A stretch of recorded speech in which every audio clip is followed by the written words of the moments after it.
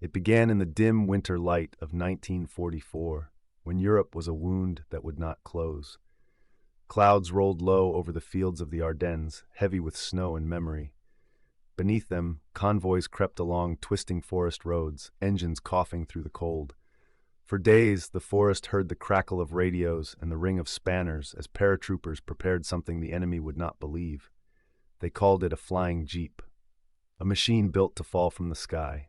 In wooden barns reclaimed as assembly sheds, airmen and engineers worked beside soldiers who barely slept. The smell of metal filings hung in the air, mingled with diesel and fried tea rations. On the floor lay the body of a Willys MB, the same small vehicle that had carried men from North Africa to Normandy. But this one was stripped bare, its panels thinner, its frame braced with canvas lashings and folding joints. Around it stood a circle of Americans in paratrooper smocks, turning wrenches with frozen fingers. They knew that in a few hours it would hang beneath a glider or drift under parachutes of silk, bound for a field behind German lines. Across the frontier, in the villages of the Eifel, German units waited behind hedgerows, thin lines of infantry dotted with the remnants of panzer formations. They listened to the wind and the rumors. Some said the Americans were preparing to drop tanks. Others whispered of invisible bombers and endless fuel reserves. In truth, many vehicles in the German columns stood silent, engines dry, their tanks drained to feed the few that could still move. The Ardennes front was deceptive. Woodlands hiding armies, snow disguising fear. At command posts near Bastogne, Allied planners needed mobility more than firepower. The forests were dense, the roads narrow, and supply convoys were slow targets. The airborne divisions were to strike swiftly, seize crossroads, and hold them until armor arrived. But parachuting men alone was not enough. They needed wheels, light, reliable, and there when the shooting started. So engineers designed cradles, cages of tubular steel that could hug the jeep's body as parachutes deployed. The math was merciless. Each second of fall multiplied the risk. Each kilogram of steel multiplied the chance of failure. Yet still they prepared, driven by the understanding that surprise was their only weapon.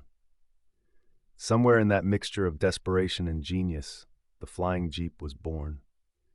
At the edge of an airfield in England, a line of C-47 Dakotas stood like waiting beasts. Inside their holds, jeeps were strapped beneath the eyes of crews who checked riggings again and again. Rain struck the fuselages like drumbeats. A sergeant brushed his hand across the hood of one vehicle and said quietly to his crew chief, "She'd better land on her feet." The men laughed without conviction. Night rose. Engines warmed. Beyond the loading lights, the forest whispered of outcomes. The paratroopers would jump first, then the jeeps, falling after them into darkness. Somewhere beyond that horizon, the German lines waited, restless, low on fuel, yet still dangerous.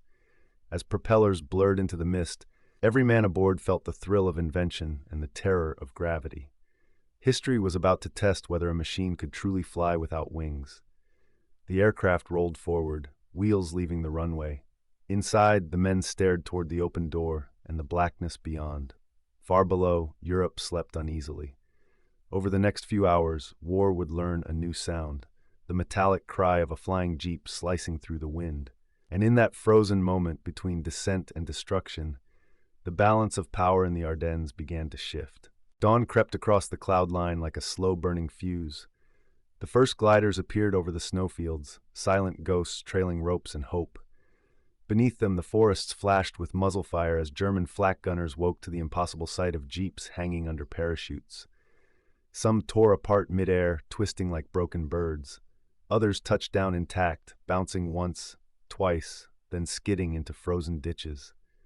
The men who followed them landed bruised but breathing, scrambling for their flying machines before the enemy could destroy them. One jeep started after a dozen frantic pulls on the crank.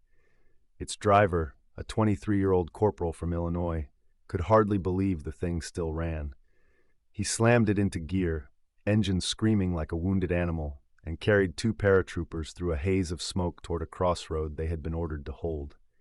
In that moment, mobility meant life.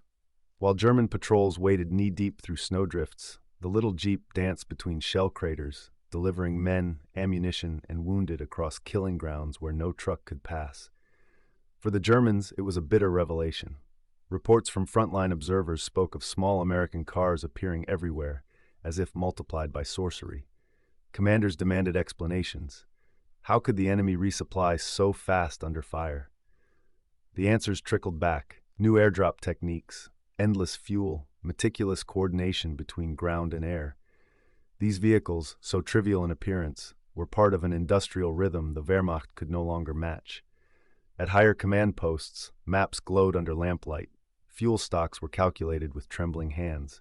The Reich's reserves had dwindled to a fraction of what they once were. Even the Luftwaffe, its airfields frozen and empty, could offer little cover. The Americans, by contrast, seemed tireless, fed by convoys stretching back to the Channel, their engines drinking freely from rivers of petrol. Every jeep that rolled from the sky symbolized more than mobility. It was proof that industry itself had taken sides. Night came again, and with it, confusion. The forest burned with tracer fire and shouting. In one clearing, a group of captured paratroopers huddled beside German guards who stared at the wreck of a consignment crate. Within it, a shattered jeep still attached to its parachute shroud. One officer ran his hand over the twisted bodywork and muttered that if America could spare machines just to throw them from planes, then perhaps the war was already lost. But on neither side was victory assured. Communication lines frayed. Radio signals dissolved into static. Men fought for villages whose names they would forget within days. Every field became a contest between resourcefulness and exhaustion. The flying jeep, the gliders, the improvised landings, they were all symptoms of a greater transformation. War moving too fast for any single army to control. Snow began to fall heavier, muffling everything. The ground engines struggled in the sludge. The jeep's wheels loaded with ice, their transmissions whining. Yet they kept moving. In those bleak December weeks, the paratrooper and his flying jeep became one image, man and machine refusing stillness. Somewhere amid that motion, history sensed its pivot. By the turn of the year, supply lines twisted into chaos. Allied convoys pushed through wrecked towns, headlights dimmed to narrow slits. Each jeep that had fallen from the sky now bore scars, bullet holes patched with rags, steering columns bent by impact, tires worn bald from frozen gravel. Yet they still ran. Mechanics carried their wrenches like medics carry bandages, tools meant to keep motion alive. At Bastogne, under siege and cold, mobility decided survival. When shells cracked the streets, jeeps carried stretchers back and reserves forward. Their engines echoed off stone walls like heartbeats in a hollow chest. Fuel drums were guarded tighter than food. Along snow-choked roads, men siphoned gasoline from disabled tanks, praying each liter would carry them 1 mile closer to relief. Overhead, the roar of Allied bombers promised both salvation and ruin. For the Germans, collapse came not as a single blast, but as an unraveling hum. Engines misfiring, trucks abandoned, orders delayed. Commanders from Panzer Lehr and the 5th Panzer Army sent frantic messages for supplies that no longer existed. Even the mightiest Tiger could not move without fuel. Some crews wept as they drilled holes in their own tanks to keep them from capture. In forests once humming with confidence, silence now ruled. And still, the small airborne jeeps darted through the wreckage, bridging the impossible. They carried ammunition to gun lines, towed anti-tank pieces through terrain no truck would touch, and ferried wounded men toward makeshift strips where C-47s swooped low to retrieve them. These were the dying, speaking machines of a war that had reached its mechanical crescendo. On Christmas night, a thin line of American recon units reached a burned-out hamlet south of Houffalize. Snow fell like ash through roofless beams. A squad parked their battered jeep beside what had once been a bakery, its walls painted black by smoke. The corporal who drove looked up at the sky and whispered that he'd never imagined his machine would fall from it. Then he closed his eyes for an instant of warmth from the engine heat before the wind took it away. Nearby, German stragglers trudged westward, boots leaking, rifles slung low.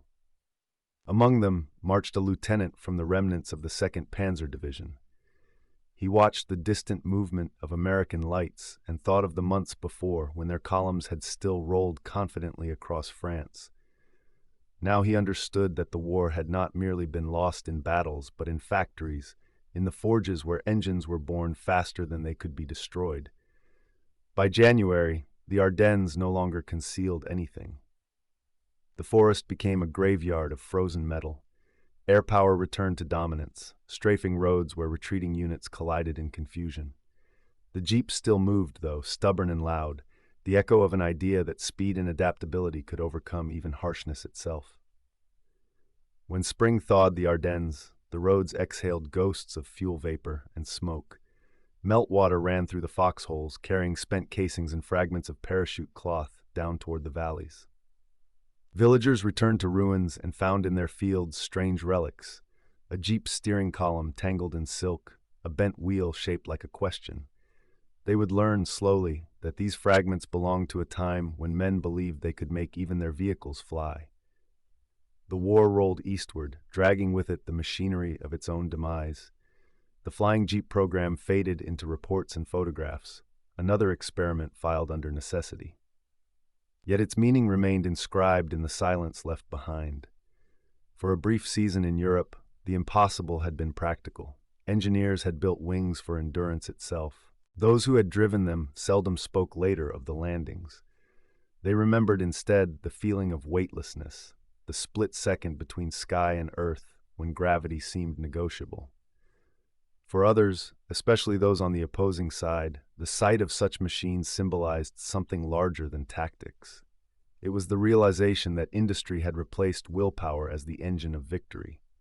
The front lines were no longer defined by courage alone, but by production ratios, octane numbers, and conveyor belts thousands of kilometers away. Historians would mark the flying jeep as a footnote, a curiosity in the theater of logistics, but for the men who rode them, it had been a lifeline, the heartbeat of mobility when the world froze around them.